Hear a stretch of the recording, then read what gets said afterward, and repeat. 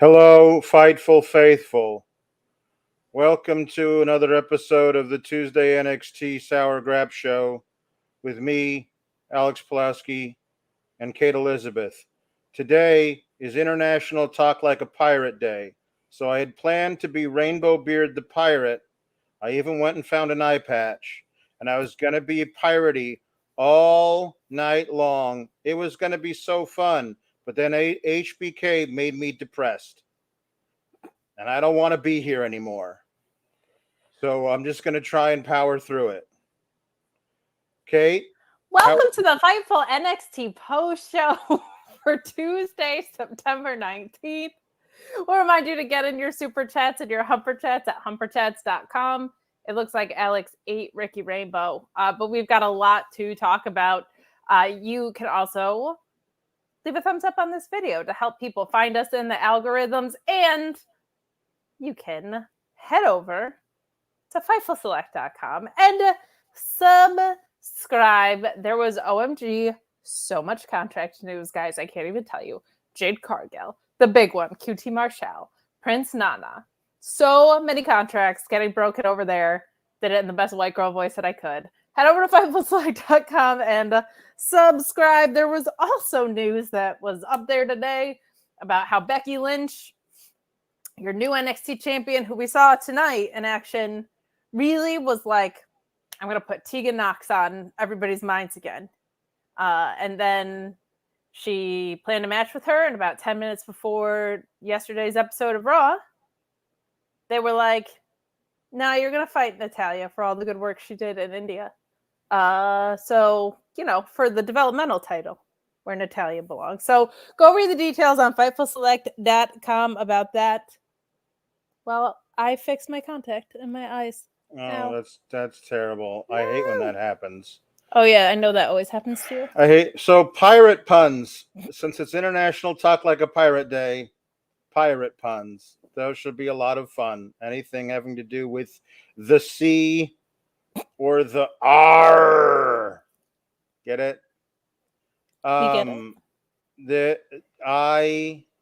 it? There's a base level that I require my wrestling television to achieve, Kate, and it is telling stories that have a payoff. That is it.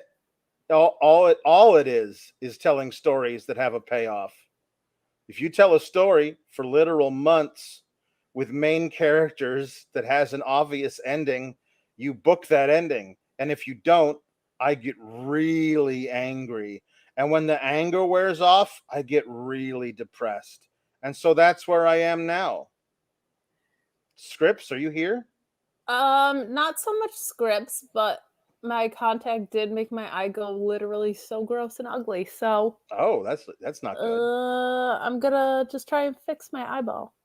Yikes. But what I can say is it your first time here? No, listen. It doesn't matter. I should be prepared for it. But this time I'm not, because it was literally the easiest thing. It's the literal only story you've been telling surrounding the Heritage Cup tournament, and you decided to not do the ending of that story. Well, I cannot abide it. I can't. And because that thing made me so angry and so depressed, then it colored my reaction to everything else on the show. So this is literally the closest I have ever been to just saying I'm never watching another episode of NXT. We can do Sands of Blind for every episode of this podcast after this, because I can't watch the show. If you think I'm trudging through this alone, you're out your D-damn mind. I actually think that they're going to do your second least favorite thing, which isn't ignore all this. But I think they're going to, we'll get to it, but I think Pete Dunne is going to win, and I think we're going to do Butch Bate 2 or Dunne Bate 17 or whatever, because they faced each other so much before. So we're gonna get into all of it, though. We sure are, Alex. Yeah, we will definitely do that. We're gonna read your super chats. I'm going to read them I'm not going to use the wig as a beard because it's very itchy around my mouth, and I don't It also think makes me very uncomfortable about what you might have done to Ricky Rainbow. It feels cannibalistic. I listen. There is a wrestler, a superstar on the roster of NXT who has Native American heritage, and just as they're billing him as finding the savage within, perhaps when he does that, he could scalp Ricky Rainbow. We could have lots and lots of Native American puns and stereotypical ideas floating around here. Wouldn't that be good? Well, I'm more concerned about our own lore. I've given up on NXT having consistency within theirs. I'm more concerned about Ricky Rainbow. That's good. He's a mysterious fella. He is. And it's very possible he ended up with a bunch of pirates. They got lost, and they had no choice but for him to be eaten. Tyler Jones says, finally got me own debit card to send you and Kate some money.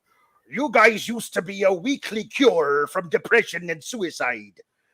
I feel really awkward doing it in the voice now. Yeah, no, that got a lot heavier. I should have read that one ahead. You're gonna want to read that one ahead of time. Yeah. I'm gonna read all of these ahead before I do it in the voice, because that was not okay. But now you're a daily treat because I finally got Fightful Select. All but the SGS fam sucks. Well, thank you. There was actually some good stuff on the show tonight, which I will do my best to counter Alex with. Luis helpfully coming in a few dozen seconds too late, saying I would suggest not reading this one with an accent. Thank you, Luis. I appreciate that. No, those are always the kindest things that we get, is that like we're providing relief in some way. Yeah. I'm gonna read ahead to this one seems to be all right. JW Pringle says, Alex the Sour Power, Kate with the hot take, Papa Paul Elizabeth, nicest guy in the tri-state area, sisters Jambeard, Alpha Bill, and all the the rest of the sour tears. Assemble! Pirates love the sea, M Punk. Well played. Paul Elizabeth says, happy solstice to the team, the SGS and JW Pringle. This is fun. I am now not depressed anymore because I get to use this accent. So I'll say this. I went to Seton Hall, and they were the Seton Hall Pirates, right? Yes, they were. Yeah. So this day was quite the holiday at Seton Hall. And I was also a part of WSOU, The Loudest Rock, a top 10 college radio station. It was the best.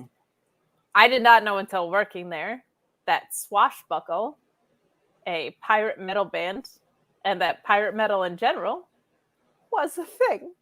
I did not Swashbuckle know that at all. came to campus. Wow. It's a full pirate. Did they buckle any swash or? I don't know how that works. I'm gonna assume yes. They were. Because I've always heard what I've heard is swashbuckler. Like that's a person, and I was like, is that somebody who buckles swash? And if so, what is swash?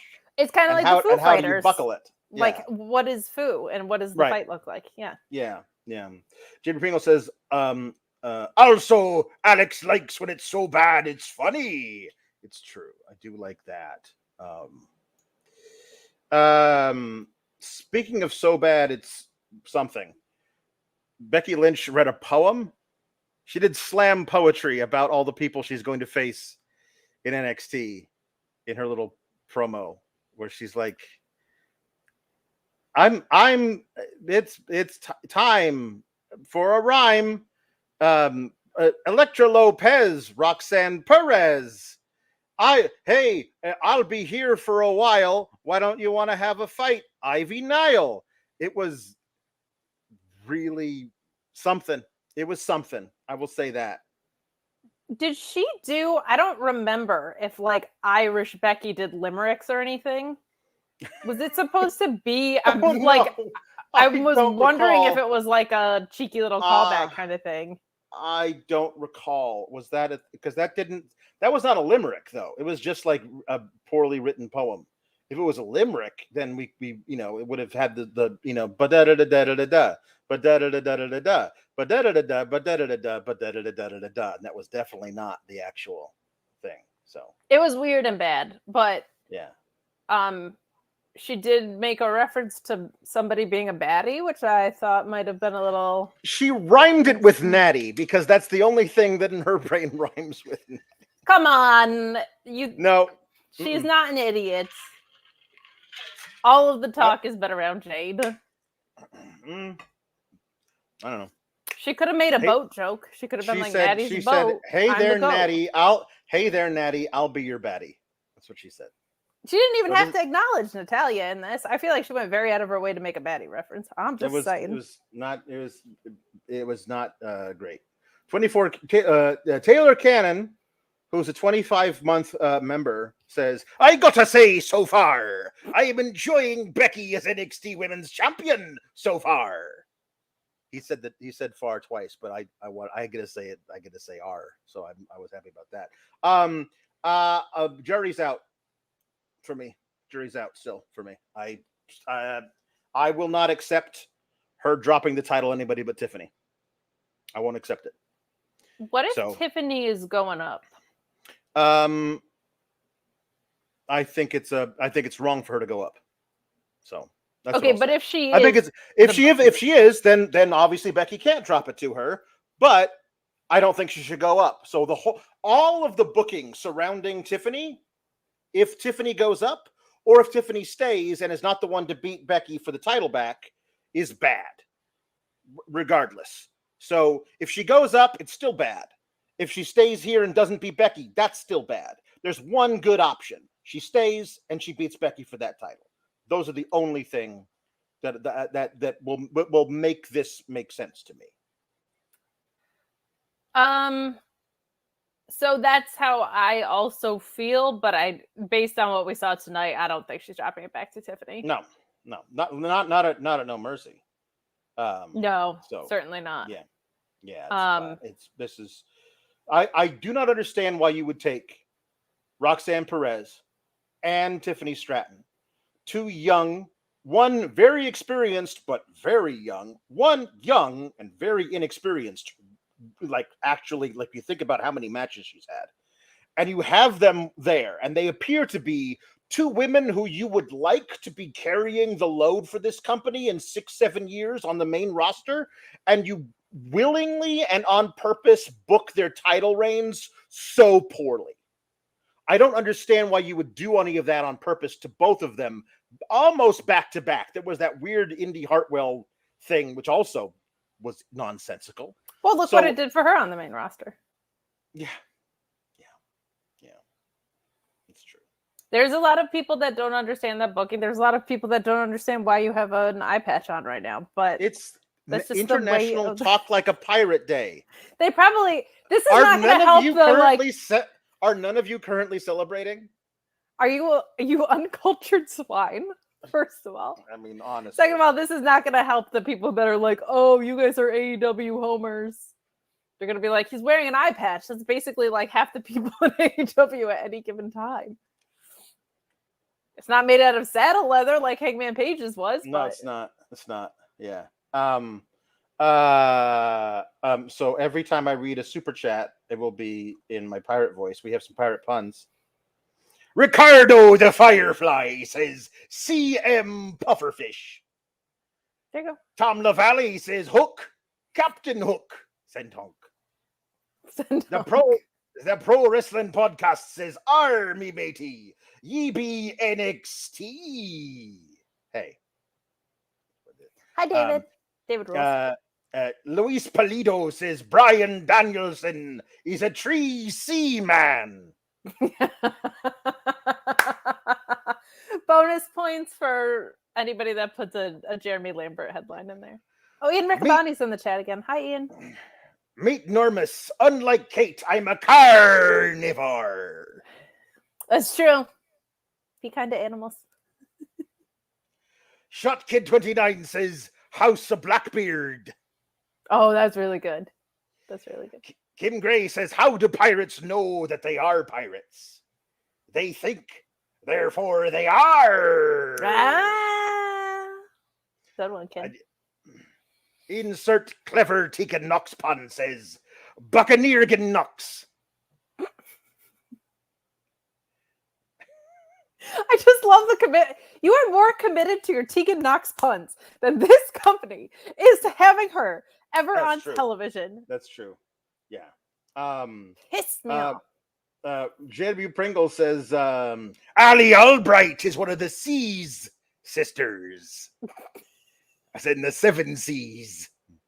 One of the C's twins. Yes. We're gonna have to give them a cut. They make us a lot of super chats. Yeah. Alpha Bill says Becky Lynch, I am green eggs and ham.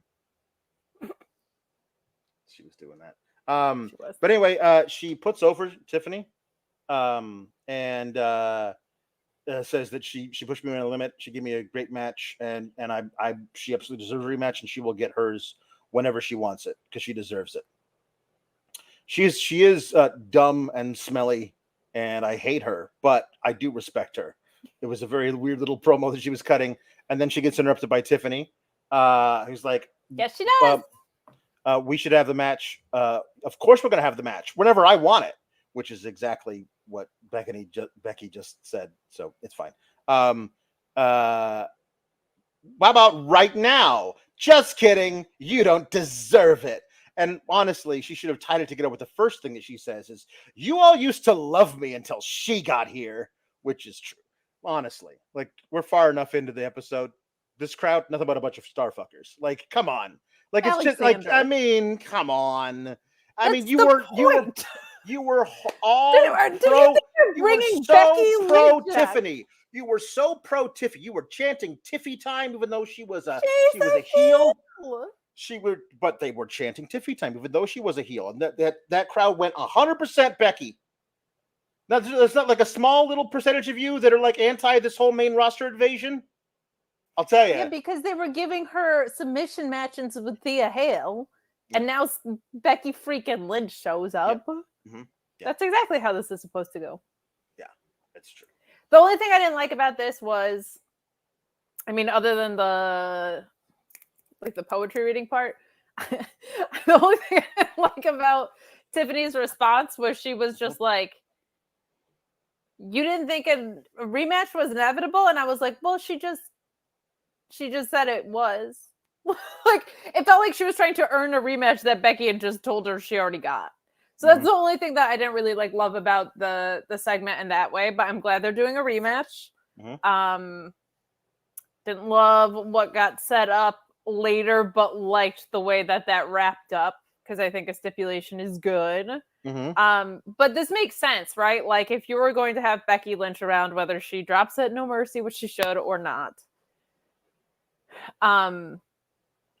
it makes sense to utilize her as the show opener and closer. Like, she what was their rating?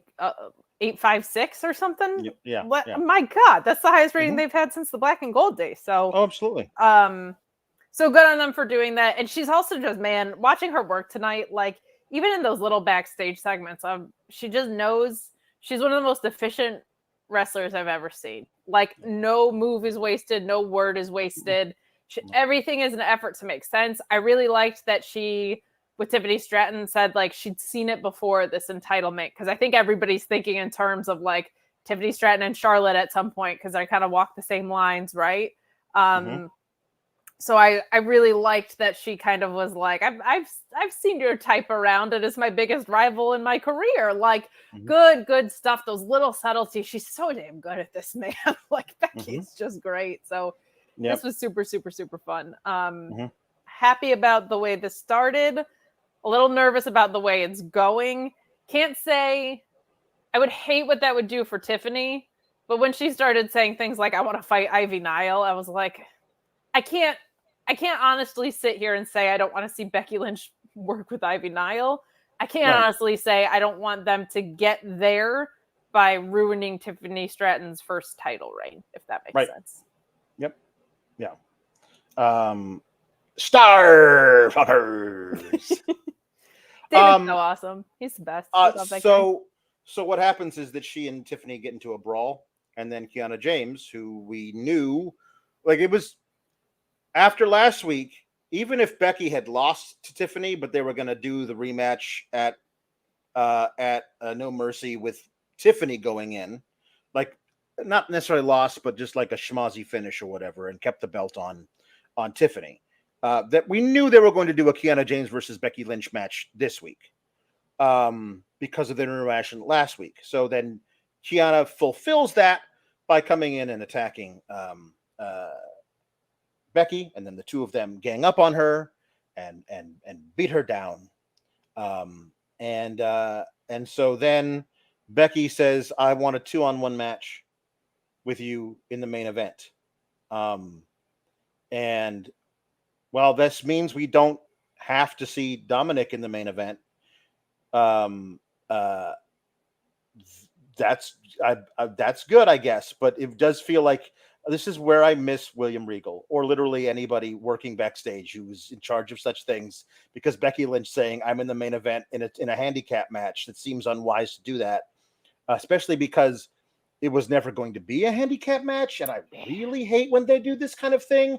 If it was always going to wind up being Lyra Valkyria and Becky Lynch, then you either have Becky Lynch challenge them to a tag match. I'll find a partner. And even if I don't, I'll fight you 2-on-1. And her partner is the person she interacted with last week, and I would argue should have interacted with this week at some point, in case people missed last week's show, that they would understand the connection between the two of them. Because the only person she interacted with this week was Roxanne, and then immediately blew her off saying, "Actually, I think you hurt your shoulder. You can't wrestle twice, and thank you for trying to help me out, but I'll do this by myself. I'm the man. I work alone." And then, of course, she belies that fact by then working with somebody else in the main event tag match. All of this could be solved by good writing. There is none on this show, and that is what drives me up the wall. Well, I'm just impressed you can drive it all, because I thought you were a seafaring man. I have depth perception problems, but I still was able to pass my driver's test. I'm extremely concerned that you have what I can only assume is a permanent issue with your eye. I had a bit of trouble parallel parking. But other than that, I passed the test. It seems like a lot of things would be affected by you only having one eye. But either way, I'm sorry it drives you up a wall. But I do feel like I don't like the non-consensual tag partner angle either. But if this is to set up Kiana and Lyra, it's not the worst. I mean, I guess it can come out of this as well. They just super abandoned Gigi and Kiana. That's just weird. I know she moved on to Blair Davenport, but like listen. This is a thing they do a lot: is tell a story and abandon it before it's finished. They don't. That story, when they were telling it, was maybe 5 weeks old at that point. There's a story they abandoned this week that was months old. So, like, it depends on the length of time that they've been telling the story. When they abandon it is what makes me upset. But I don't know. SP3 says, "I wish NXT had the commitment of Alex to this bit for their young female talent on NXT. Oh well, Jade Cargill's show gonna be cool though. LOL." Hi, SP3. I'll see you tomorrow, SP3. Caden Lee says, "Just got prime energy. Might not make it to NYC. Your heart's gonna explode like a cannon on the high seas with all the extra caffeine." Prime Energy is going to look at Caden and say, "Look at me. I'm the captain now." And then your heart's going to explode. It's going to be sad. Tony D and Stacks are scouting the tag division, and it is very funny to watch them be like, "Hey, so these two, I like them. they're all right. You know what? They're honest. We don't have to worry about them cheating us, so I like them. Let's give them a shot. But I don't know about these guys over here. They're all about family. I'm okay with that family. It's Los Lotharios or whatever they're calling themselves now. And but these guys, I don't know if we can trust them. These two, they're from the streets, but a different kind of streets that I'm from. And these two were just big guys. So we'll have them fight it out next week to decide who's the other guy who's going to come to the table. So I think they're doing a fatal 4-way. Like they're saying it's a summit. It seems like they're saying, okay, the Creeds are in, the Los Lotharios or whatever they're calling themselves are in, and then one other team, the winner of Hank and Tank versus Bronco and Lucian. And it seems like they're saying that's 3 teams that get to sit down with us, and that feels like we're building to a therefore tag title 4-way match. Alex, I don't want you to be mad at me. Kind of over the shit with Tony D. Well, they're not doing enough with him. That's the thing. They're not doing enough, and if this scouting angle feels very 2013 John Cena-ish, of where he's like evaluating the whole roster. Does not feel like a Tony D thing. It's weird that they're just sitting around talking about these guys. Like, they're calling it the D'Angelo Diner. That's where they're inviting them to. That's not where mobsters hang out. But once they invite them there, it'll wind up being a fatal 4-way tag title match. Yes. Sure, but this building into it's real weird. No, it is Yeah, not I don't like it. great. No, they have not done nearly enough with Tony D. I know you love your Tony, and I don't like this. It's not great. It isn't. I don't know why he doesn't have 5 guys at this point. Like not that's not from Japan, not from Japan, and not the burger joint, but 5 gentlemen who at least follow him. You can include Stacks. Just 5 gentlemen. Yeah. Doesn't have the same snap to it that just 5 guys does. Yeah. We could call Judgment Day like House of Borcher. Yeah. Ooh, because they're boring and they overbook like Evo. That's good. Luca Crucifino had a TV sighting. He was watching the Heritage Cup thing in their little thing, but he's not allowed to be a part of the show. I don't understand what that's. He is right there. You have a fatal 4-way coming up. You're going to need some contract signings. You're going to want a lawyer to look over those contracts. Yep. Come on, man. Dragunov got interviewed, and that's when Becky interrupted him to say she wants a 2-on-1 match. I don't understand why. I don't understand. Say we'll be a tag match. I'll find somebody, and if I can't, I'll face you 1-on-2. But then you have her find somebody. It's like, especially it's the person that she was talking to last week that she hasn't seen since Ireland, and she's like, it's great to see how far you've come. And Lyra says, I'd really love to help you out with this because Lord knows I have no love lost with Kiana and Tiffany. And Becky says, thank you. I accept your help. Great. And then we have the match. I don't understand why if we're going to have the tag match, you didn't just book the tag match. Well, and it also doesn't make Lyra look great when the segment we get later with Roxanne, like she turns down help actively. So for her to be like, nah, I'm just here anyway, is a little bit weird. Yeah. Also, Dragunov is just the coolest guy in the world. He really is. He really is. Every interview segment, I'm like, that guy rules. He's so cool. Look at him. Look at him there. Look at that guy. Look at this. Look at that fella. Look at his chopping hands that figure comes with. Yeah, like he comes with chopping hands.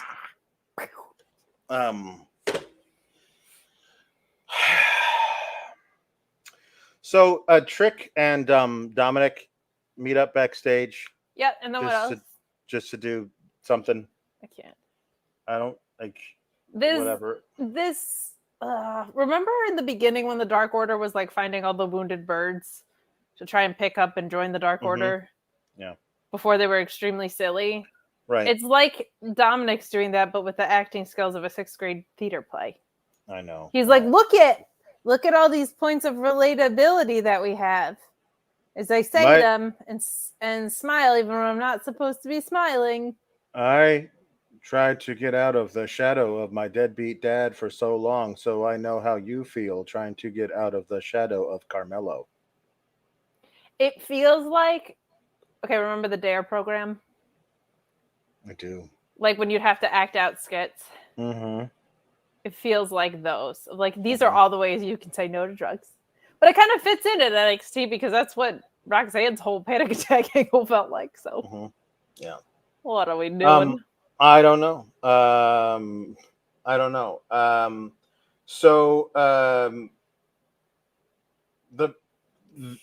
Listen, they're great. They're great. They're great. I don't understand why they're doing the thing that is so great, but they're great. The metaphor are dressed up as the Matrix. I don't understand why it's happening, but it's great. It's great. I'm not saying it's not great. I just at some point would love to know why. That's all. Oh my God, I love it so much. It's great. I'm not saying it's not great. I just at some point would love to know why it's taking place. I actually never want to know why. Okay. I am so in on them just why he was Neo-Dar instead of Noam-Dar today. I don't want to know. I just want to know the Meta Matrix. His delivery of things. I just love him. Noam Dar's terrible impression of Keanu Reeves, and that's coming from me, was so hilarious. Who does one as Matt Riddle, basically. Yes. You understand how these things work. My Keanu Reeves sounds a lot like my Matt Riddle. But yeah, it's this is fun. They're full, like they're dressed to the nines. Like Noam Dar, Neo Dar refuses to sit down. He just stands there through every match, which is fun. So ridiculous. That's so great. Now, pardon me. Can you read that with your one eye? Yes, I can.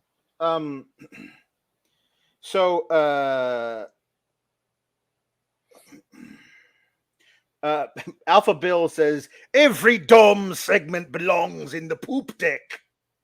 I'd look to make him walk the plank. I would feed him to the sharks, keel haul him, maroon him on an island somewhere. I think every Dom segment was created in the poop deck, and that's why we have this issue. Created in the poop deck is very funny. Get it? Yeah, no, I get it. I get it. Just want to make sure. Yeah. I'm obsessed with the metaphor. I am once again. I am the Bernie meme. I am once again asking to join the metaphor. I want to be in the Meta 5. Let me. Yes. I will fill out an application. You can do a background check. My credit is great, outstanding even. Okay, never gotten turned down for an apartment, anything like that. I'm willing and eager to learn. I will invest in wardrobe. I'm white, so I don't think it's gonna work. But no, I don't think it's gonna work either. But it's thank you for trying. I appreciate it. So cool. I want to hang out with them so bad. Yeah. So this is where I start to lose it, Kate. I don't know how long ago this whole storyline with Nathan Frazier and Tyler Bate and Noam Dar started, but it's got to be at least 8 weeks. About 45 years ago. It feels like it might be that long. Yeah. And the story was that Nathan Frazier became the Heritage Cup champion by beating not Noam Dar when Noam Dar was injured and couldn't do it, so he became the champion by beating Noam Bernice. My main man Mensa. And then he had to give the title back or whatever. Didn't Tyler Bate beat Noam Dar? And there was this weird thing of like he's like okay, I'll give him the real title back, but this means, Nathan, when you become the champion, you owe me. He was the champion. Then he lost it to Noam Dar before he could give Tyler Bate the match. The whole thing was these three guys, and I cannot stress this enough. Only these three guys have been orbiting around the Heritage Cup for months. Like there was a Dragon Lee match in there, but he quickly moved on to something else. So you set up this tournament, the NXG1, a round robin tournament with two groups, one group with Tyler Bate in it and another group with Nathan Frazier in it. You set that up only because you are planning to have Tyler Bate win the first group and Nathan Frazier win the second group.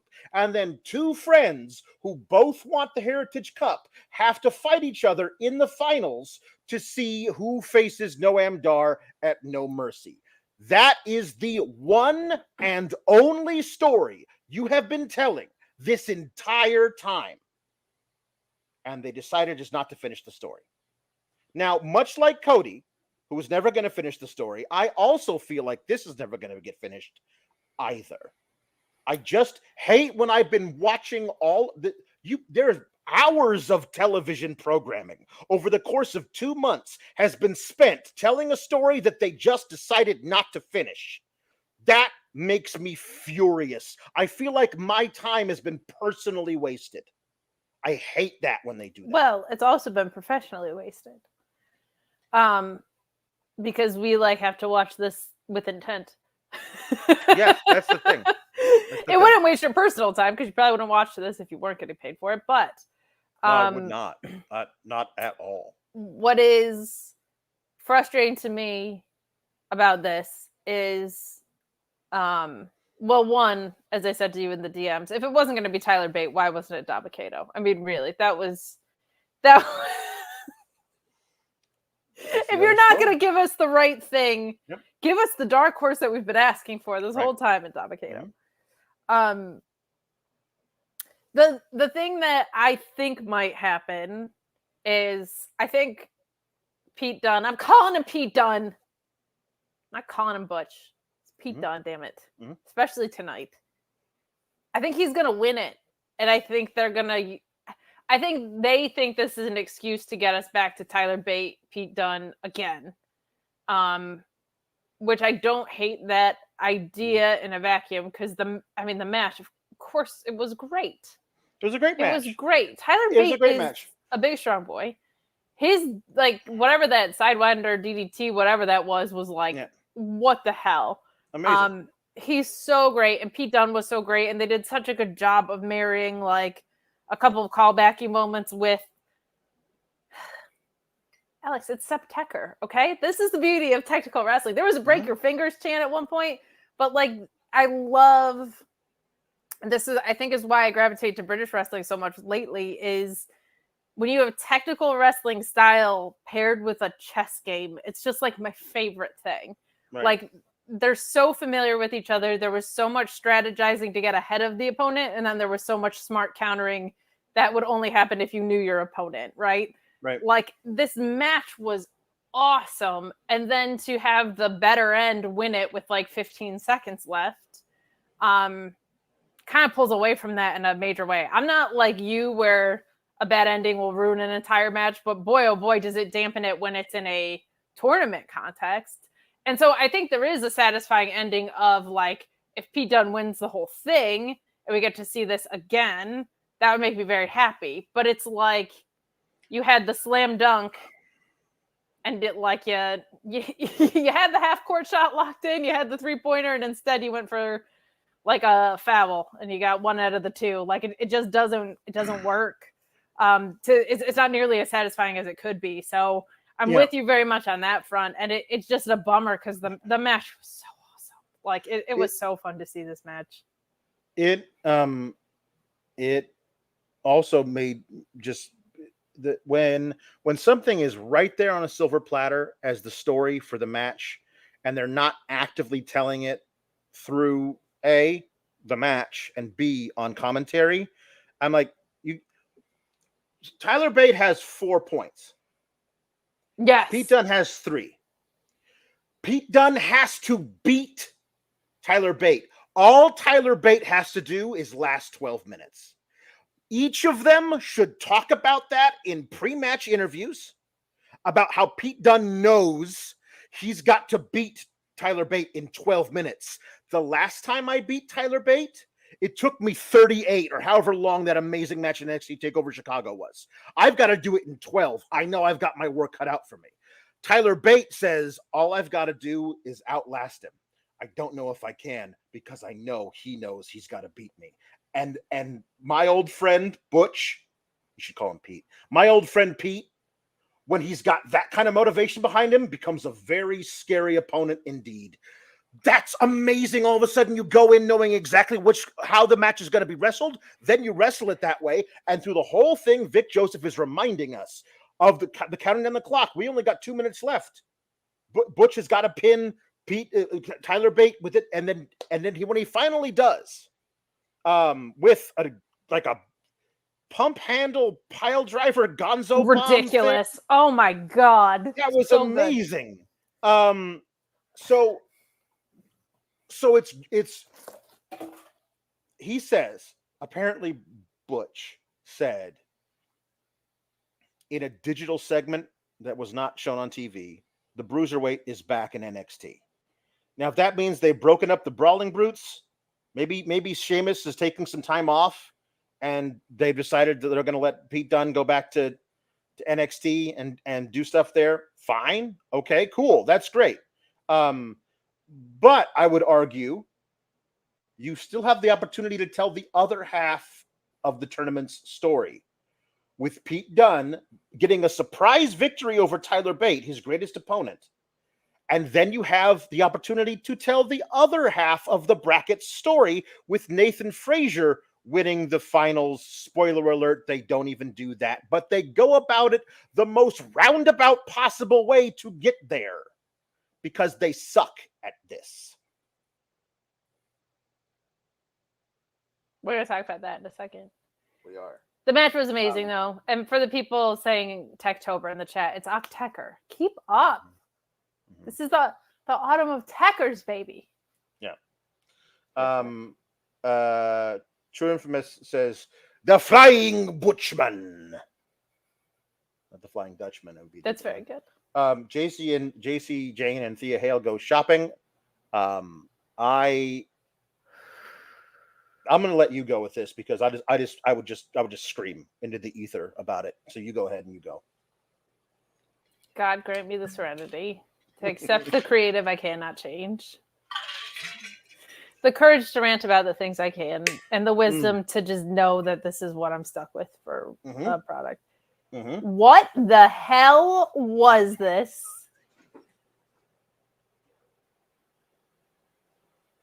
Did JC Jane take her to Victoria's Secret or Hot Topic or Freddy's of Hollywood or whatever the hell that, like, what on God's green earth are they doing with this segment? So here's what happens, guys.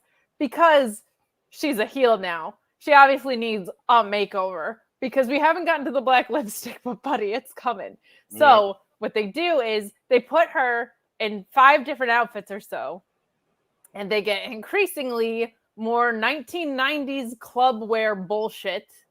But they start with her just literally in the red lingerie, like a corset that is lacy and I appreciate JC Jane being like, it's a little much because it is a little much, like in a little much to be showing on television. Mm-hmm. Like this Thea Hale is becoming a real woman now stuff. Like I'm a big kid now. Like it's also not like you can become a woman without being like Mandy Rose. Like what the I don't know is this?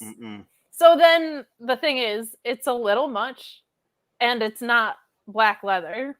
So then it becomes like a black leather like top and skirt that's still pretty revealing, and then it becomes a black leather dress. And that's the one. Or no, I'm sorry. Then there's an outfit that we don't see yet, and that's really the one. Yeah, yes. So we won't see that until next week. Can't wait for the big reveal. The big reveal of Thea Hale broke into her big sister's closet, and her big sister was Victoria's Secret Angel or something. This is like so. Holy shit! Is it obvious that this is run by old white guys? Yep. Like what the fuck, man? Yeah. NXT. NX. Insert clever Tegan Knox pun says, "Man, if they just changed the Thea Hale angle from child to teacher's pet, it wouldn't be so cringy." If it was this way, it would. But like, it's the thing is, they have at no point accounted for the fact that a 15-year-old and a 19-year-old behave differently. And that's what makes it creepy. Yep. Like creepy. Yeah. Yep. So here we get Duke Hudson defeating Joe Coffey. Duke Hudson had to win to force a 3-way tie. Which we knew was happening because Luis told us it was gonna. But it was the same way they booked the round robin for one of the groups in the cruiserweight tournament that they had back in 2020. But they didn't have to. If they were going to just have Joe Coffey win the group, just have Joe Coffey beat Duke Hudson. The only reason you do this is to allow for the possibility for Nathan Frazier to win the triple threat. But he doesn't do that. So Joe Coffey loses to Duke Hudson just so we can get another match on this card and falsely give us hope that the only possible ending of this story you've been telling for months could come true. So they didn't do that. I don't know what to say about the match. Duke Hudson rolled up Joe Coffey. Won it. I got really distracted by the ring announcer saying Coffey too. And I was like, I think he's just like coffee, like a cup of Joe. Yeah, it is definitely not Joe Kofi Kingston. No, yeah, it was a little weird. I was like, I don't think I've ever noticed that before. No. Match was what it was. We talked in the beginning about like one side of this was really stacked and the other side was not as stacked. But it certainly wasn't bad. I don't have like any complaints about it. It was just very much a means to an end match. And when the other side has Tyler Bate and Pete Dunne. Yep. Roxanne Perez defeated Lola Vice. What? I don't know. Lola Vice tried to do the Pentagon arm breaker, but lost control of the arm while doing it. But Roxanne still sold it. But Roxanne won with it wasn't Pop Rocks, was it? It was like it was a roll up, she didn't actually hit the Pop Rocks, did she? I don't know. I don't think so. She no, won. It was. She's deceiving because she has a roll up that's actually really good. So you're not like, oh god, a roll up. Like hers is not like it's like a proper O'Connor roll, I think. Roxanne escaped Lola Vice. That's how they told the story, that Lola Vice was going to really hurt her, but she was able to escape Lola Vice with a victory. And there was a numbers game, of course. So, yeah, and then we get a weird little backstage. Yes, where she goes, well, Becky is talking to Roxanne Perez, and Roxanne's like, let me be your partner versus Tiffany and Kiana. Come on, it kind of works. The man, the prodigy. I don't know how those things work together, but she did say, what I liked is like, I took inspiration from you. I was tired of everybody basically just pushing me around, and I decided to fight back, which is exactly how Becky finally stood up to Charlotte and became the man. So that I like that there was a callback there, but also her like, you look like your shoulder really hurts. You should go check that out.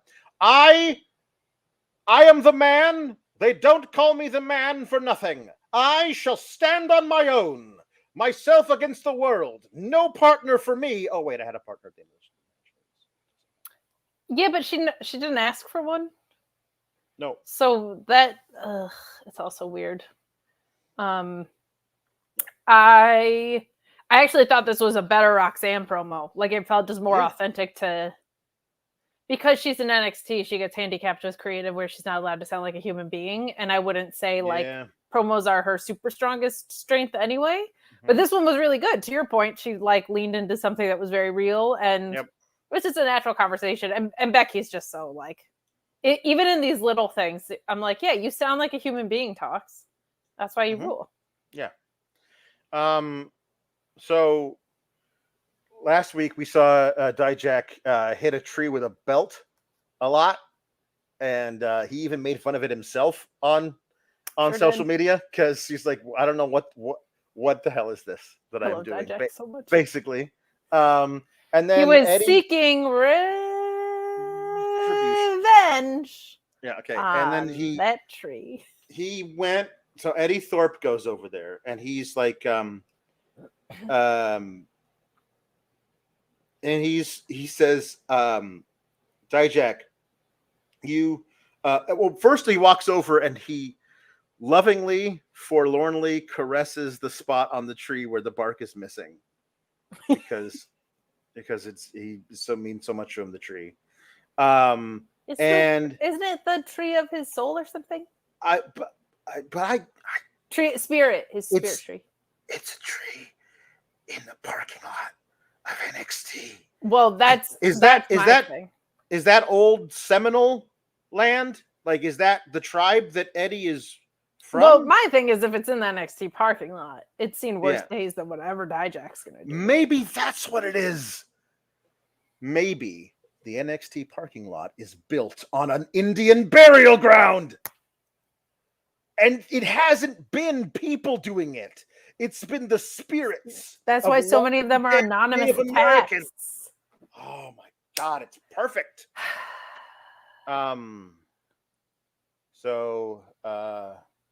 Just throw them back in the ring. This is so awesome. Like they're so good in the ring, and they're both great at promos. But he's going to challenge him to a strap match, as we said he was going to last week. But it's not going to be on the pay-per-view. It's going to be next week's NXT. Yeah, that part's weird. Got a strap match. So that was weird. They should just do it on the pay-per-view. It's a big blow off. Right. You're right. But anyway. So now we get Dominik versus Carmelo Hayes in a match that NXT billed as who is the better champion in Carmelo. NXT? It was Carmelo. It's Carmelo. He didn't win the match, but it's Carmelo because the only story you've been telling with Dominik across 3 brands is he sucks at wrestling and cannot win a match unless his friends get involved to help him. That's the only way he became NXT North American champion. That's the only way he's retained anytime he's fought for it. He is bad. That is the story you tell with your booking, that he is bad at this. Last night on Raw, he lost to Cody Rhodes clean in 4 minutes. Do you know how bad it makes Carmelo Hayes look that he can't beat Dominik in 5? That he has to struggle. Dominik was out there by himself. Nobody in the Judgment Day was out there. Carmelo should have wiped the floor with him like that. Do you know how bad it made Carmelo Hayes look that he didn't squash Dominik Mysterio when Dominik didn't have anybody out there to help him? It makes Carmelo look horrible. And finally, Carmelo accidentally throws Dominik into Ilya Dragunov, who's sitting at ringside. As soon as we see Ilya Dragunov at ringside, we know this is going to be the finish because they don't do stuff like this unless this is going to be the finish. Correct. So Dominik gets thrown into Dragunov on accident. Then Dominik gets up and throws Carmelo into Dragunov on purpose. Then stands out there long enough to slap Dragunov in the face, because he's got a death wish. And he gets into the ring knowing that Dragunov would come in and attack him and he would get the victory via the disqualification. Then he and Dragunov have a fight, which Dragunov ends by doing his amazing dropping forearm to Dominik's jaw. Dominik gets up and walks away in a few seconds. He's basically staying. It's all of this is so horrible for the way that you've booked everybody else who actually is a wrestler on your show, to have Dominik walk away from this, only so he can walk away, back up the ramp, and turn around and get super kicked in the face by Dragon Lee, who, for some reason, has a title match next Monday on Raw, leapfrogging Mustafa Ali, who is the only person who actually pays attention to the storylines around here. Yes, he is the Kevin Owens of NXT in that way. This is the problem when there's no way to make this work, because Ilya Dragunov is one of the best wrestlers in the world. Carmelo is one of the best wrestlers in the world. Dominik is not, right? But they have no idea how to pair the fact that he's a main roster talent who's been pushed to the moon with the fact that he can't wrestle if the rest of the Judgment Day isn't there. Or House of Borcher, as I am now calling them, because I think I'm really funny. Yeah, so very funny. No, the House it of is Borcher, very funny. that's funny. No, that is solid. That's very solid. That's very good. Yeah, no, that's good. Funny. That's funny. I'm funny. So this was doomed from the get, because either you squash Dominik, which is probably the thing you should do, but then you're now like smooshing a main roster talent who's been pushed to the moon. So that's categorically bad wrestling. But to your point, they've told us that he can't wrestle or win without the rest of House of Borcher there. So there you go.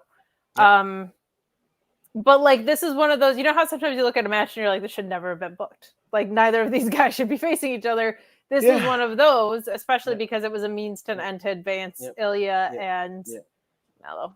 So yes, this is true. This never should have happened. We see Trick being upset that what happened to Carmelo happened, because also Ilya hits him with a torpedo, and like does the Moscow torpedo to Carmelo, and they end up looking at each other about stuff.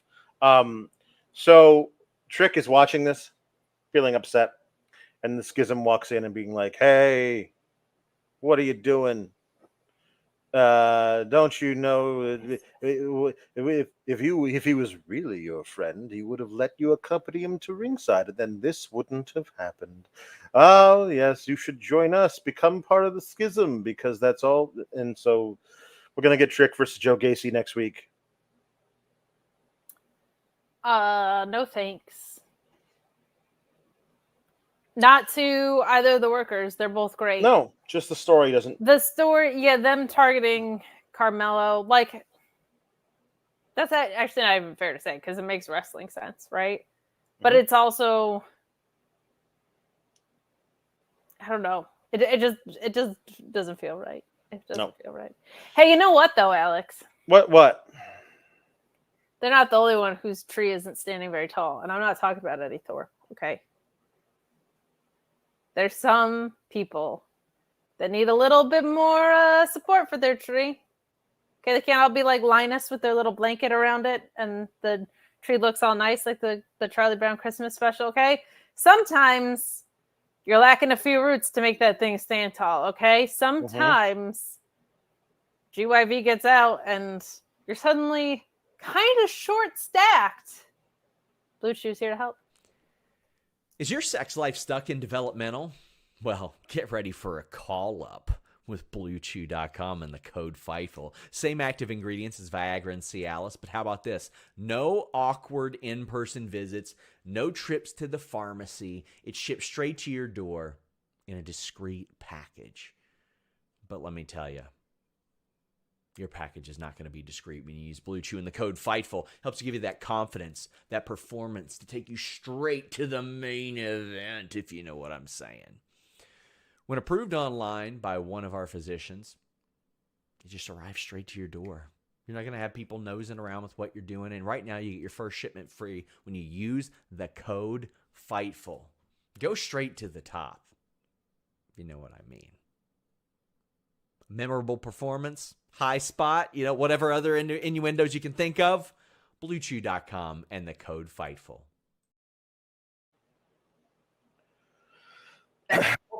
Sean. Yeah. Just gonna say. Pirate. Yeah, it's just it's true. Pirate puns. Feeling Dreepy says, you can use the Tyler bait to catch the bobby fish. Very well done. Very well done. Jesse Ozog is a 13-month member. He says, Privateers Party and Naval Orange Cassidy. That's very good. Ricardo the Firefly says, the House of the Black Pearl. And FTR and Seagull Punk. Seagull Punk. Seagull Punk. Meet Normus says, it's too bad FTR couldn't get S-E-A. M Punk to parlay with the Sea Light. With the Sea-Leet. Sea-Leet with the Sea-Leet. Sea Light looks like Sea Light to me, but Sea-Leet. Kind of could have made they could have made a lot of treasure together. Doubloons, pieces of 8, other piratey denominations of money. Killing it. Ricardo the Firefly says Choppy Waters, Art Bar, Gale Force Kim. Gale Force Kim is really good.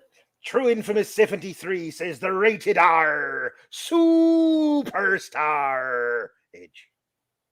That's True good. Infamous 73 also says the Kraken. Kraken. Come up earlier. Jonathan Gresham. Wait, I don't get it. What was it? The Kraken. He's the Kraken. The octopus part. He's the Kraken. Chris Mueller says Eddie Guerrero, row your boat. Down the street. True Infamous 73 says Pirate Boy Jack Sparrow. Pirate Boy. Very good. Okay. T-Electric Mayhem says Scurvy Sky. Not Scorpio Sky, but Scurvy Sky. JW Pringle says, where do pirates keep their buccaneers? On their bucketheads. Right here. Ryan Ben 666 says, Tech the planet. R. It's Septecher, baby. T-Electric Mayhem says, Captain Jack Perry Sparrow. That's very good. Missing in action at the moment. The Ricardo the Firefly says, the 4 Sea Horsemen. And Alpha Bill says, AR Fox. And the Pro Wrestling Podcast says, the Young Buccaneers. That's very good. It's really Brian says, still on an emotional high from seeing one of my faves win the title in person last week. Hope Kate gets that tomorrow, partner. Shout out to Luis retweeting my video of Becky's promo. WWE put it up later, but I'll take my 26,000 views victory. Malachi Blackbeard. Guys, if I, in person tomorrow, witness Eddie Kingston winning a world title in person in New York after for the 3rd year in a row calling for Eddie Kingston to have a big moment at Grand Slam, because they gave it last year, they gave him that weird referee angle with Sammy Guevara, which was BS. Okay, I'm going to fucking lose it. I'm going to lose it, Alex. I will not be here. It'll just be the ghost of Kate. The ghost of Kate Misplaced. That is. I'm going to lose it. Yeah. And what's sad about that is 2 weeks after that, I'm supposed to be going to Seattle to see ZSJ and Danielson. And I'm not even going to make it because I'm just going to pass out from all Eddie Kingston. Oh, it's going to be great. So, Kate, I'm a very white person. Yeah, no, so am I. I don't know if you noticed. We're both very white.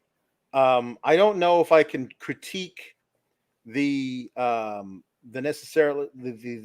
content of this vignette with Scripps and Lucian Price and Bronco Nima. They appear to be playing some kind of dice game in an alley. There's a lot of cash being exchanged, like thousands and thousands of dollars being exchanged. I know what you don't make at NXT. Okay, let's. That is your entire salary for the year that you are betting fine. on a dice game. But the thing I can critique is that they had them say, "We've been here for a minute, putting in work every week." And that's why nobody knows who the hell you are, as evidenced by the fact they had to put up your names under you. When Lucius Prince starts talking, they put up a Lucius Prince like little thing that comes there. And then Bronco Nima starts talking and they put up a little thing there. And then Reggie starts talking and they put up scripts. Like they just put up little scripts underneath them so you know that it's scripts. This version of scripts is very different than the one that appeared on the show. Yes. Just want to say that. Yes. Yeah, I don't really feel super comfortable commenting on this either, but I will say people in wrestling have very weird trajectories, right? Like Kevin Nash was Oz. Mm-hmm. Scripps being a sommelier. No, that's one among the weirdest. Considering what a short time it's been. That's I think what it is. Like this was like his appearances started in like the Carmelo and but like this was during the what do you call it, the Thunderdome era. Yeah. Like it's been 2 years and he went from a sommelier to the 24/7 guy who does flips to the masked version of scripts, like with modulated voiceovers that sounded like Jesse Ventura. With the Jesse Ventura voice, where he would like leave weird messages on the answering machine of the performance center saying that like he was with vague terroristic threats. Which has an answering machine. Yes. And yes. On top of that, remember he would pin someone and he'd put his little game show host card on top of them. Yeah. So now. Yeah. And then he got unmasked, and then he was Axiom's friend for a while, but then he went back to his roots, back to the streets, and decided to join up with Bronco and Nima. Bronco and Lucian. Give him one name each. I honestly, Bronco and Lucian is good enough. That's good. Yeah, no, that works. Of all the like last name dropping that they do. Yeah. Yeah, no, this is a departure. We'll see how it goes. Yep. It's a little weird. So I'm glad to see people in the chat who are less white than me and more yes. of the color and the race that should be commenting on this, also agreeing with me that this is no good. So I thank God if my instincts were right. I'm really appreciating it. Thank you. And some of them using the word uncomfortable, which makes me happy because like that. Yes, good. That's good because it did feel uncomfortable because they were counting their money for a very long time in an alley. Just they would like count through all of it and then count it again. Just seemed too much. I appreciate that, Ryan Penn. I know you have no idea how much I appreciate this. Thank you. Very much needed. So they were talking about Hank and Tank, about how they're going to face them and they're going to beat up Hank and Tank. And then Hank and Tank got interviewed about them and says they were going to face them and they're going to beat them. So I thought it was going to happen tonight, but apparently it's going to happen next week. So correct. So then we get the Duke wrestled a match an hour ago and is still out of breath in his locker. I need to get some water. I wish they would put these things closer. Like if you're going to have Kiana James lose a match and then 55 minutes later walk into her dressing room as though she has just gotten there from having lost the match because she's still really pissed about it. 1 hour earlier. Yeah, it does feel like that. It does feel like that. Anyway, he gets a pep talk from Andre Chase about being able to go in and win this triple threat match. And the triple threat match is really good. And honestly, if it did not belie all of the story you've been telling for literal months, making me feel like you wasted my time personally, then the finish wouldn't have been bad. Like Joe Coffey hitting all the best for the bells and tossing Nathan Frazier out of the way, like to get his pin was really good. And we've seen Pete Dunne and Joe Coffey have a great match together. So the match that they have in the finals isn't going to be bad. It just isn't the story you've been telling for literal months. And this one, like I feel like there's a way out of it with the Pete Dunne side of it, but you're right in that the Nathan Frazier side should be it. But I don't think you bring Pete Dunne back to not win this then, right? That feels weird. It's got to be Pete, right? It's got to be Pete because also Noam Dar is a heel. He's a colorful heel, and they've set up Pete Dunne because after Pete Dunne beat Tyler Bate, he picked him up and gave him a little hug, like old times. You know what I mean? Like there was a point where I thought they might have audibled the ending but I think it was literally just the last move because Pete Dunne was checking in on him really, really like. Yeah. And there were some driver spots in there that I was like, oh, this is hard hitting techer work. This is a lot. But I think it was just like you good on the finish there. But anyway, I think they're setting him up. If he's going to be in NXT for a while, have him face Noam Dar. And honestly, I like them as being like cocky and arrogant as the metaphor, but I really like them when they have to literally carry Noam Dar from place to place because he lost the title. And I love Pete Dunne. So Pete Dunne winning the Heritage Cup would be amazing. So let's do that. Oh my gosh. He is like, it's special when you have a wrestler like that, or like Orange Cassidy's this way, where you're like, I prefer that the booking makes sense around you, but you are Teflon in that, like, my God, like you're going to make it work whether you win or lose. Yep. I also I feel like if Pete Dunne has the Heritage Cup, it'll probably be like a little bit of a run with it. And we've had a lot of hot potatoing because of the injury to Noam Dar earlier, right? Yep. So for those of you who don't know, Alex has gotten into figures and he's not just stabbing himself with the scissor. NXT was not that bad yet. Not that bad yet. Not that bad yet. I had to open it now, though, because it corresponds to the wonderful bruiserweight that we are talking about. He's so good, man. It was so much fun to see him in action tonight. Yeah, he's great. And I like rules. Okay, I'm a square. Yes, I'm a nerd with this.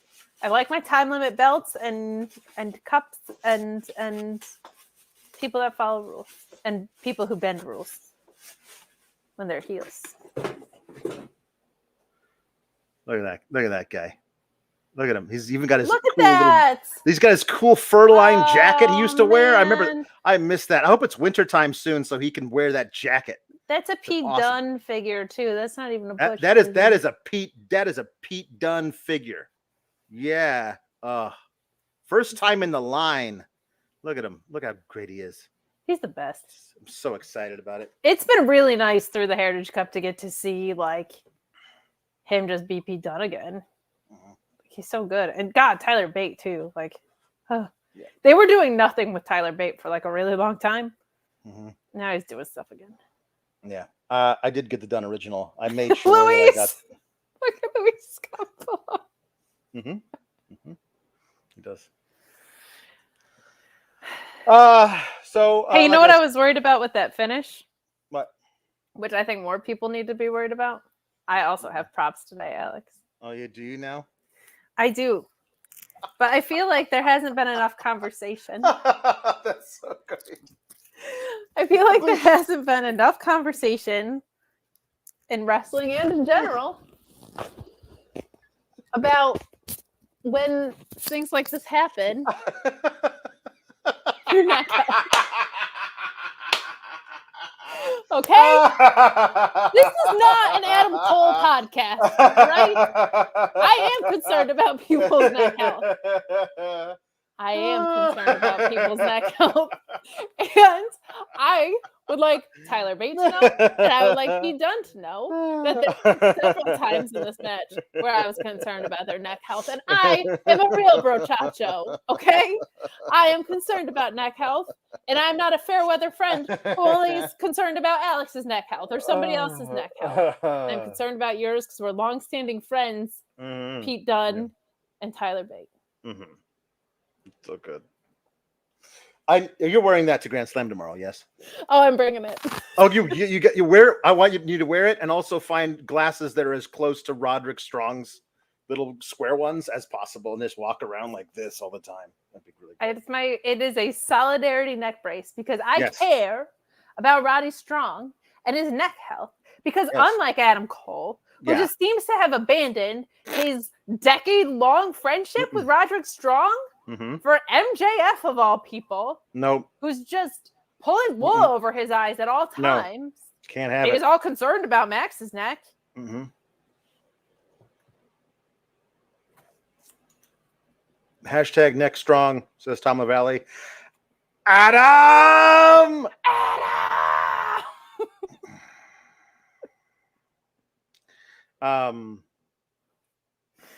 Henry the Casey. I miss NXT. Was scissoring me timbers, an AAW Trios title at the Max Caster show. But hope to see you at Grand Slam, Kate.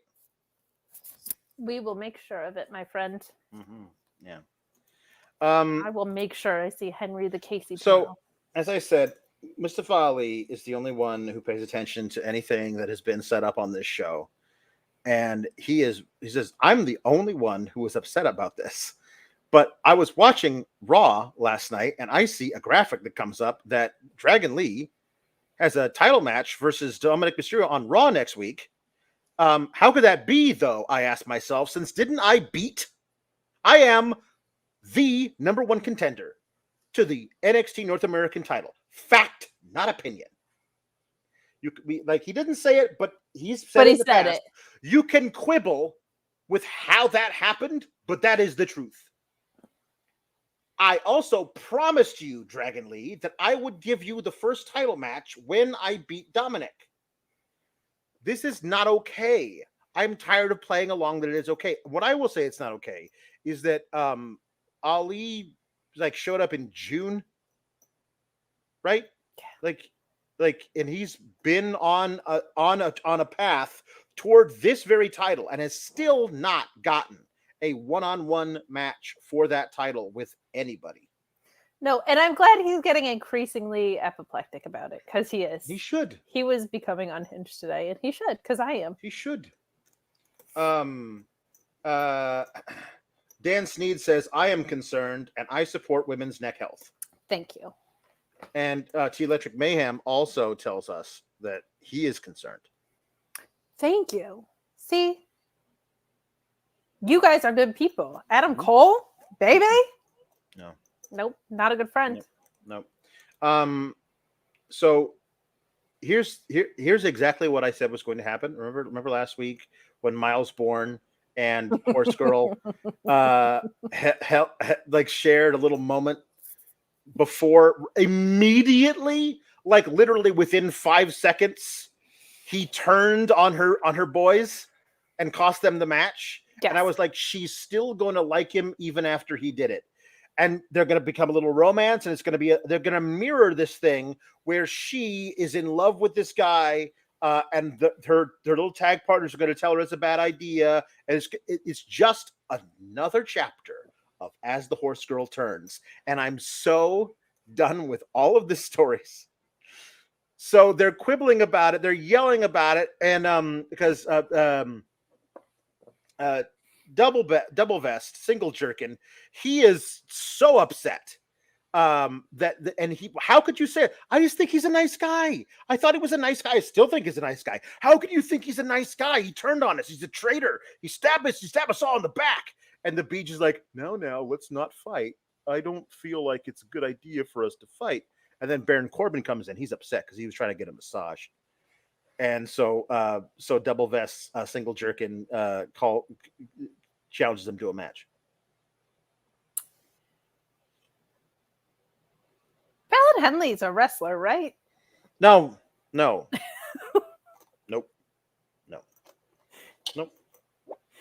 She can do things other than have a guy fawn over her every 6 months. No. We put her back in the ring, please. No. Pro Wrestling Podcast saying it best. What the neck is going on here? I don't know. She's we are gonna need to come up with a little graphic and a video intro of As the Horse Girl Turns. We do. We need one that can just push play and it plays it. This week on As the Horse Girl Turns. We get Becky coming out to we also got Tiffy and Kiana like realizing they're besties. Like we're not besties, but we're totally besties. And that's why tonight we're gonna beat up Becky because we both hate Becky Lynch. And thanks for getting me ready for Becky, even though I lost. So you didn't get me ready enough. Like, I don't understand why you would thank somebody for getting you ready for a match that you lost. There's this, I think just because I'm seeing Eddie Kingston tomorrow, this reminded me of, there was an Eddie Kingston promo where he goes, what is it? Like, the enemy of my enemy is my friend or whatever? No. Yep. Yes. Just Yes. like that. Yes. This was like a more maybe like poetic version of such a thing. But basically that trope. That's fine. Yep. Is what it is. Yes. So they decide to bond together and they have a little surprise for Becky.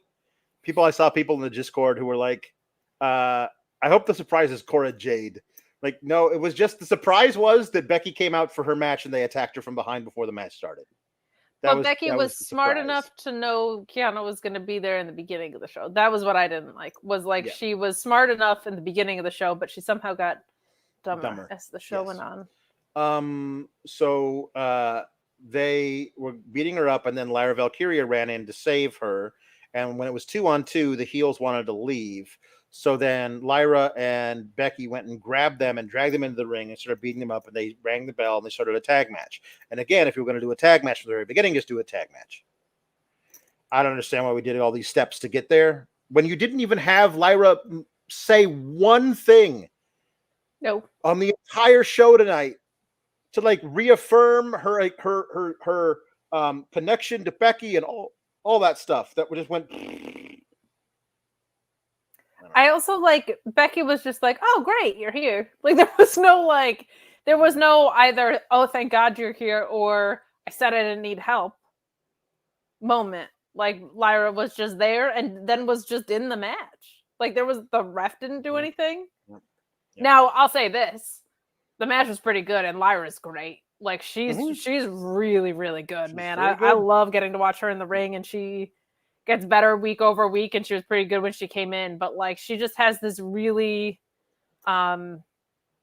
she lays her shit in really hard, but she's extremely fluid. And I really think like in-ring wise, especially, sky's the limit for her. Like she's great. So it was nice to see her show out. And even though the way she got into the match was stupid, she did good in this context of like the storytelling aspect of it, of that she came in, she was kind of a fresh arm, right? And she picked her spots so that she wasn't really overpowering Becky. Like the ring smarts are there with her too, man. She's really, really good.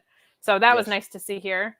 And then we get the post-match beatdown, in which I thought Tiffany, there's little things like this that you see pop up in NXT that you take for granted as a wrestling fan sometimes. But like a lot of people haven't thrown chair shots before, and these look pretty good from Tiffany. A lot of times people throwing chair shots look like it's video game ones because they don't want to actually hit someone with a steel chair, and that makes sense. But she did a good job with those. She's all right. I could do without Vic Joseph describing it. What a heinous act! Like she hit her with a chair shot in the back. She'll be fine. And also then Booker T been like, what? It's fine. There's nothing wrong with it at all. There's got to be a middle ground where you guys actually call the thing that you're watching at the same time. Booker T tonight. Wow. They showed him at the desk and he had very bloodshot eyes, and he was extremely giggly at certain points. He was, I don't know, but he was bad.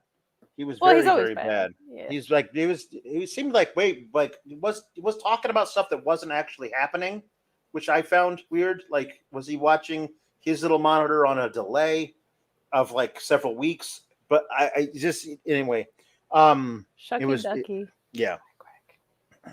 Taylor Cannon said, I love the teamwork between Becky and Lyra. Me too. I wish they had done set it up as a tag match. Yeah. To set it up as a tag match. Yeah. Wrestling with Movies says, it is in Becky's character to never trust anyone anymore, as established in the Trish feud. and her character wouldn't actively go seeking help. Yeah, I guess. Lyra shows up and she accepts the help, but still. She's also knows she doesn't want anybody else's help, but like, yes, she's smart. Right. So it's like she should have accepted help in that storyline. Yeah. She should accept help. We got one from Roxanne, who came to ask her if she wanted help, and she said, "No, I'll do it on my own." Instead of like immediately Lyra coming up to her, not Roxanne, because Roxanne has a reason to not help because she just had a match and she got injured in it. Lyra doesn't have a match tonight, and we already saw them last week. So having Lyra come up to her and saying, "I'm going to help you with this thing," especially because we've already seen her actively feud with both Tiffany and Kiana, so he has a reason to hate both of them. And a reason... who else, Alex? Rhea Ripley, who's waiting for Becky on the main roster. That's true. That's also a thing you could do. There's so much there. We should have Lyra ask and Becky accept the help. Or one of those things of, you know what? I appreciate it, but I am going to do this on my own. And have Lyra be like, okay, but I'll be watching. If anything gets out of hand, I'm not going to let them, whatever. And Becky's like, I appreciate that. And then it sets up exactly what she says. If anything gets out of hand, I'll stop it. And then Becky says, well, now I will allow you to be my tag partner. Just do anything except for what you did, because what you did was not good. You know what I was concerned about with the chair shots? What's that? Neck health. Yeah. It's very hard to do with the headphones, though. Thank you, MD Cyclo, for recognizing the absurdity of the bit. Alex, can you just look into the camera real quick? I just want people to see. Like, you have an eye patch on and I have a neck brace on. Neither of us are injured. No. They're just solidarity. But I also support #iHealth. You should. It's important. And that's also a huge issue in AEW that no one seems to want to talk about. That's true. Wrestling Movie says, my favorite thing about the main event is that Lyra got the pin. It's stuff like that gives me hope in this Becky reign. Her actively wanting to choose Tegan to choose Tegan to face volumes. Tegan. Choose Tegan. Tease Cheegan. Cheesin. Teague. Cheeg. Teasin.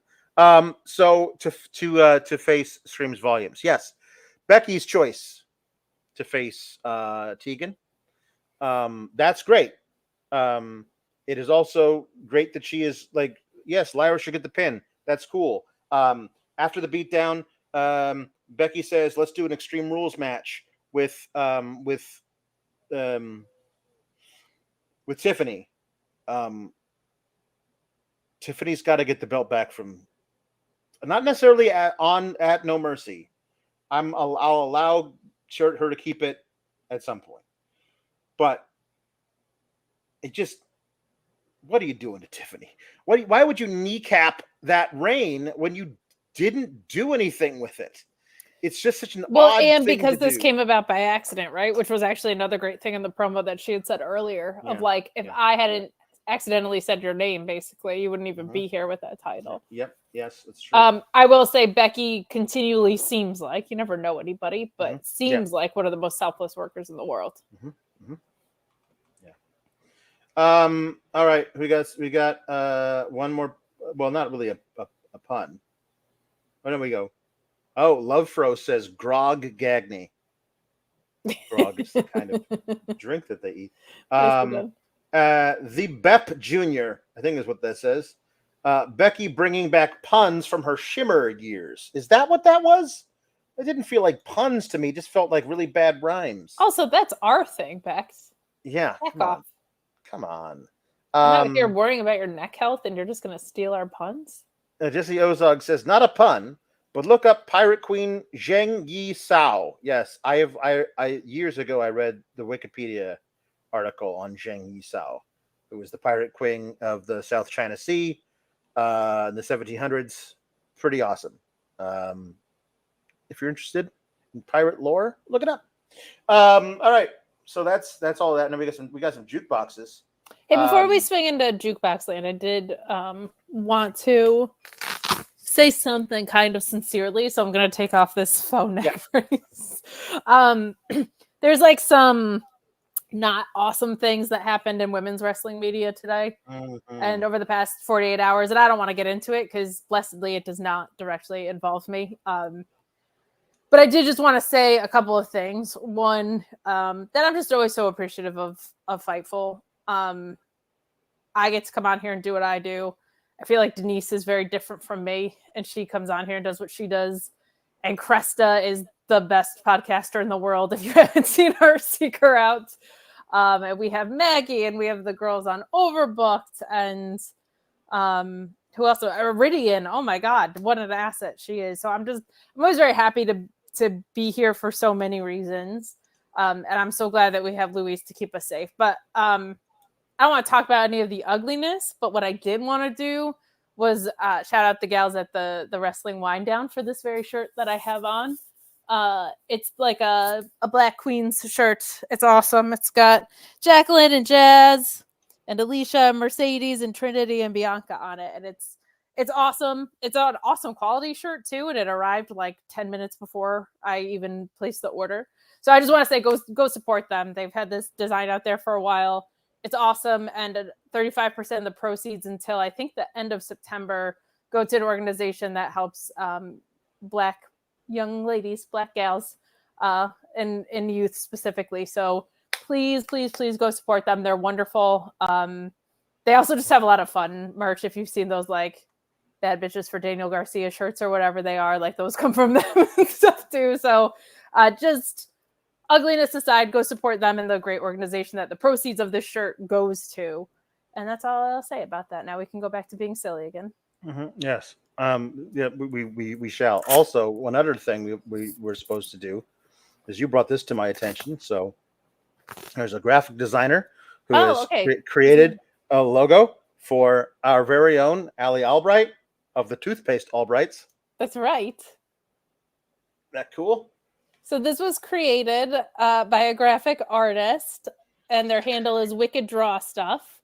And they create just awesome, like, art for wrestlers. They did one for Bill Collier too, I know, and just create awesome art for awesome wrestlers. And they decided to do one of our wonderful Allie C. So we just wanted to reveal it on the air, and she's freaking out in the chat as we wanted. This was coordinated by Doc Mueller of Bleacher Report, who is a wonderful human being and is just wonderful, just the best, and always adding such positivity and good into the world. And it sounds like because the Max app is getting absorbed with Bleacher Report, his IT position is going to be even busier. So my goodness. So we just wanted to shout that out, Allie. I'll send you the file in a little bit. And I just wanted to be able to pull that up. So support Wicked Draw Stuff on Twitter and tell them that their work is awesome and stuff. Yes, do that. Very true. Hold on. There we go. Cool. All right. Awesome. Did all that with the neck. Awesome. Okay. All right. Let's see here. What do we got? We got a couple more. Lieutenant Photo says skull and carrion crossbones. Oh wait, hold on. Oh man, I was gonna take it off. Skull and carrion crossbones. And Ricardo the Firefly says, my indie heart will go on. I thought the old lady dropped it at the bottom of the ocean. Nope. This is so sweet when we see the support coming in for Doc Mueller's promotion. Yes, it's good. Love Fro says, I support Luis. Hashtag Humperdinks. You should. He's the best. Okay. Let's see here.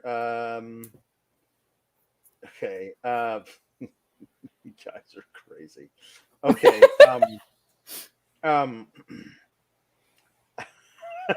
Okay, Tiffany to sing Hoist the Colors. but slower. I don't know why, but slower. It's not like we're doing yeah. I don't know why. Yeah, I'm not taking directional notes. No, Okay. Yeah. The king and his men stole the queen from her bed and bound her in bones. The seas be ours, and by powers where we'll roam. Yo ho, all together, hoist the colors high. Heave ho, thieves and beggars, never shall we die. Yo ho, all together, hoist the colors high. Heave ho, thieves and beggars, never shall we die. Some men have died, some are alive, and others sail the sea with the keys to the cage. Which cage? Because there's so many in wrestling, get it? And the devil to pay, we lay the fiddlers green. The bell has been raised from its watery grave. Do you hear? I don't know what that is. Sepulchral tone? Sepulchral. We are all. What is that? What is that? Sepulcher is like where they bury you inside a church, I believe. So a gross. sepulchral thing would be like, yeah, we're like where you would be buried, I think. Oh, I should have asked Ludwig to explain it to me. Damn it. We are all heed the squall and turn your sail homeward. Turn your sail towards home. Toodles.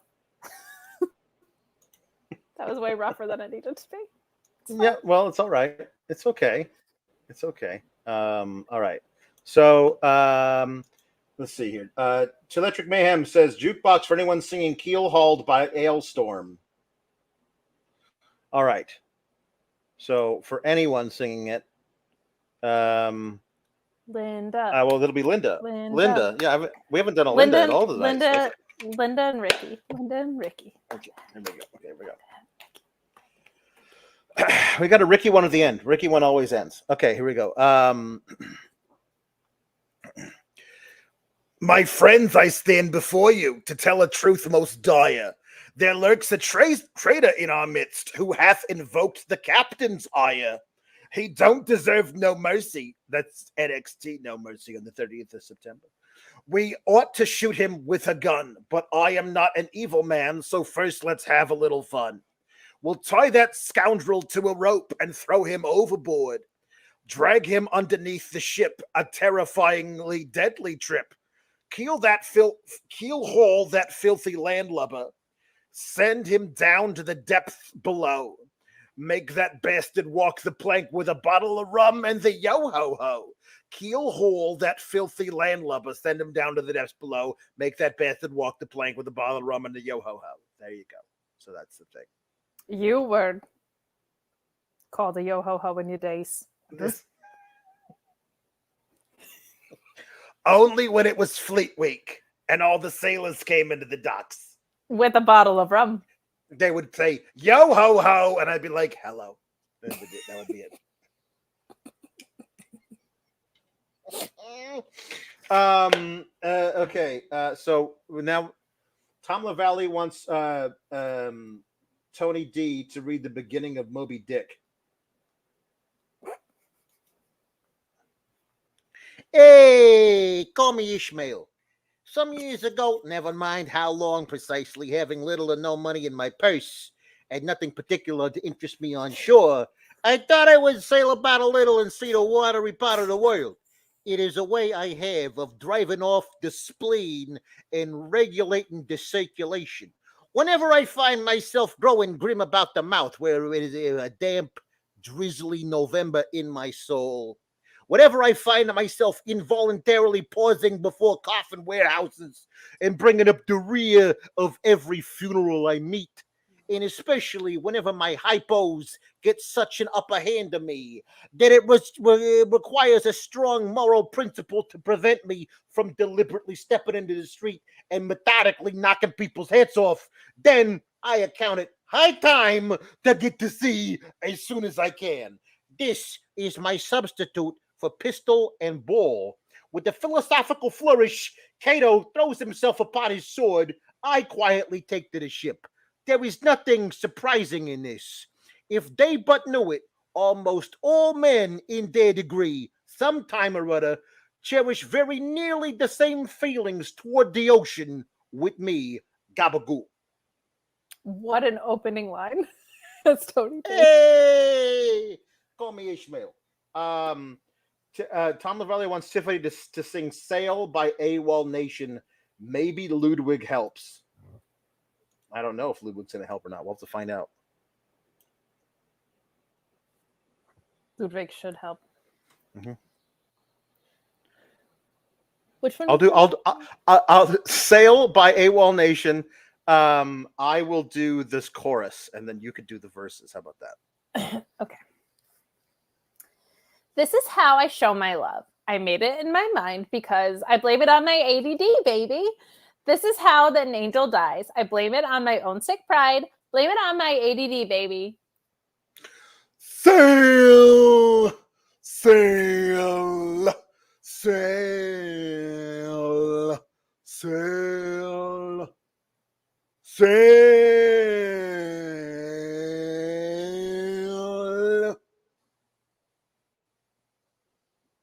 There's one more, isn't there? Oh, there's 5. I did 5. I did 5 sails. I thought you did 4. I'm not doing the I second did 5 verse, so there's- sails. There's some trigger warning-y things in that second one. So No, I'm not doing that one. No, we're not going to do that one. But you Jesse should. Ozog wants Ludwig Kaiser to do Drunken Sailor. I also want to see that. Thank you, Jesse Ozog. What will we do with a drunken sailor? What will we do with a drunken sailor? What will we do with a drunken sailor? Early in the morning. Away, hey, and up she rises. Away, hey, and up she rises. Away, hey, and up she rises. Early in the morning. Shave his belly with a rusty razor. I'm not going to do the rest of it. This is too much.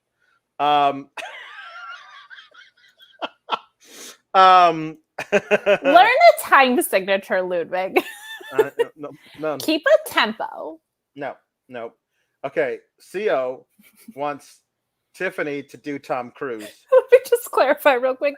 Jury is out on if Yes. this is good or bad.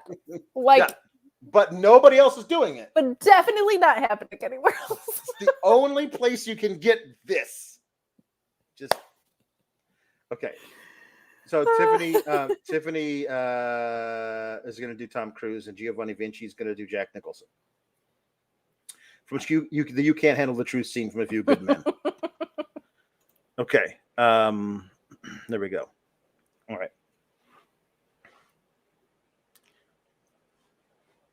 You ready? Load. Who am I and who are you?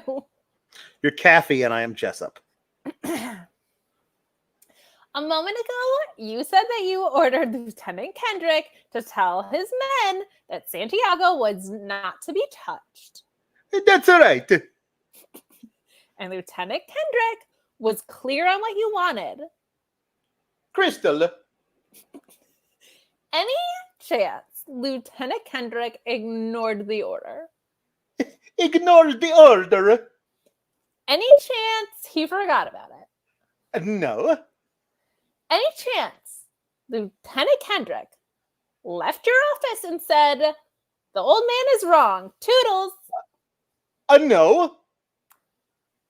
When Lieutenant Kendrick spoke to the platoon and ordered them not to touch Santiago, any chance they ignored him? You ever served in an infantry unit, son? No, sir. Ever served in a forward area? No, sir. Ever put your life in another man's hands? Ask him to put his life in yours? I literally put my life in the man's hands today. Or last week, but no, sir. We follow orders, son. We follow orders or the people die. It's that simple. Are we clear? Yes, sir. Are we clear? Crystal. Colonel, I have just one more question before I put Airman O'Malley and Airman This is Rodriguez too long on of the a stand. scene. If you gave an order that Santiago wasn't to be touched and your orders are always followed, then why would Santiago be in danger? Why would it be necessary to transfer him off the base? Say the next line and I will cut to the end. Santiago was a substandard Marine. He was being transferred. I'm trying to get to the good part. 1 second. I'll Hello, answer Jessica. the question. Did you order the code red? You don't have to answer that question. I'll answer the question. You want the answers? I think I'm entitled. You want the answers? I want the truth. Yeah, you can't handle the truth. Son, we live in a world that has walls, and those walls have to be guarded by men with guns. Who's gonna do it? You, Lieutenant Kaiser? No, I have a greater responsibility than you possibly fathom. You weep for Santiago, and you curse at the Marines.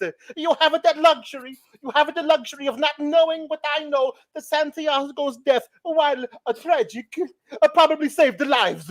And my existence, while grotesque and incomprehensible to you, saves the lives.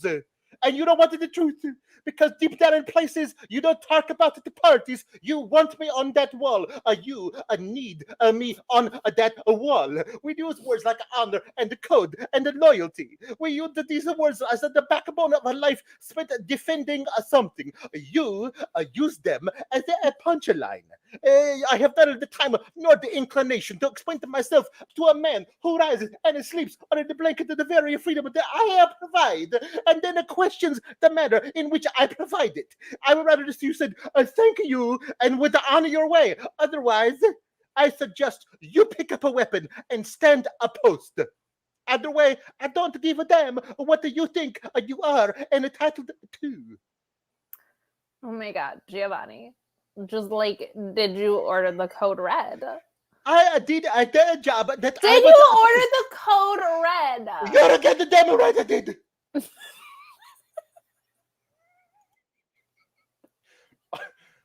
I only like us.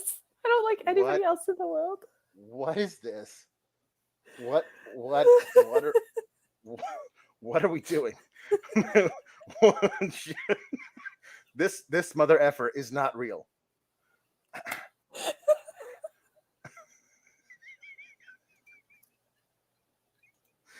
You guys, we're the best. I don't know if we are, but we are definitely unique. We are. We're artists. He says as he puts on his rainbow wig. As he transforms. Hello. It's me. It's Ricky Rainbow. Yeah, it's me. Ricky, we've got 13 minutes to play with, buddy. How are you? Well, I'm all right. I don't want to do all that. It's a lot of time.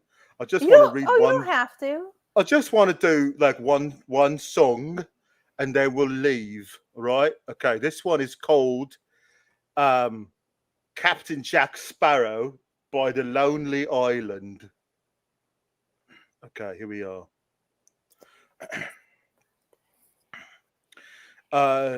Lonely Island, Michael Bolton. The night starts now. Together on the track, the boys are back. The night song starts now. The night starts now, baby. Roll with us. Chickies snapping at the neck when we rolling up. Club front doors, ain't no holding up. Black card at the bar like I gives a fuck. Ladies shifty eyed when we walk into the set.